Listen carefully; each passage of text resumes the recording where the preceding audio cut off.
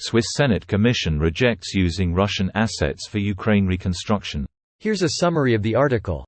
Russian assets, frozen as part of the international sanctions on Moscow, are causing division in the Swiss parliament. Keystone SDA. A Senate commission has rejected a series of motions from the House of Representatives urging the Swiss government to commit to allowing Ukraine to use these funds for reconstruction. According to these motions, the frozen assets of the Russian state and related entities should be able to be paid as reparations to Ukraine.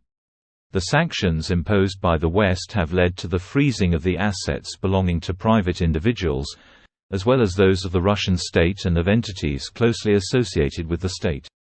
For the latter, it is easy to establish a link between the aggressor and the owner of the funds, since it is the Russian state itself. The Legal Affairs Commission of the Senate argued that state assets are in principle protected by state immunity, which is guaranteed under international law. The motions of the House of Representatives are said to offer no added value and could even restrict the government's freedom of action in foreign policy matters, according to a majority of the Commission. This post received a score of 2,700, with an upvote ratio of 94%. Here are the top comments in response to this article. Sounds like a load of bureaucracy, but at least it seems like they're moving towards a more sane stance. Everyone should be united against expansionism and warmongers. Some people see war as a lucrative opportunity, trading people's livelihood for capital gains.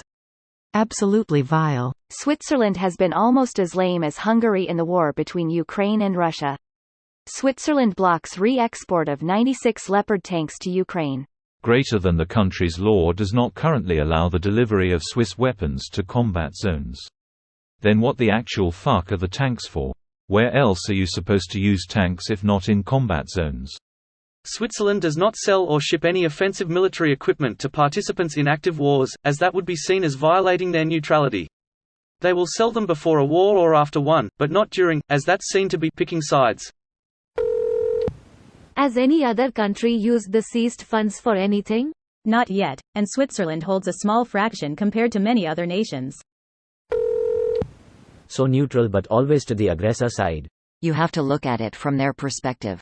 If they set this precedent, will the other criminal organizations feel their blood money will continue to be safely laundered through Swiss banks? This is bad for business. How terrible that is, let me shed a tear for it. So in their mind, if Swiss cease to do business with Russia, someone else will. All that would change, would be, who gets profit from this? It could be the Swiss, or it could be someone like United Arab Emirates or some other country. Most likely the Swiss don't have so much issue about this particular case with Russia, as with the issue of setting a precedent where shady characters would stop thinking about using Swiss banking.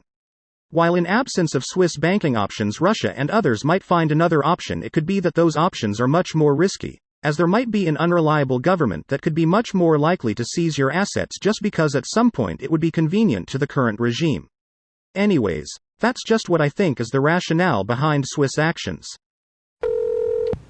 The Russians will be so pleased that Switzerland once again sides with the criminal aggressor. So basically, even though they condemned Russia's invasion and sided against them via sanctions, them not handing out frozen assets unilaterally to comply with international law, the thing these people respect, makes them Russian agents? In other words, international law should only be respected when it's convenient and ditched to suit one's agenda, even though it would have major consequences? This video was automatically created by Reddit to speech. The article and comments in this video were selected from Reddit according to their upvotes, and any paraphrasing was performed by smmry.com, without any human intervention.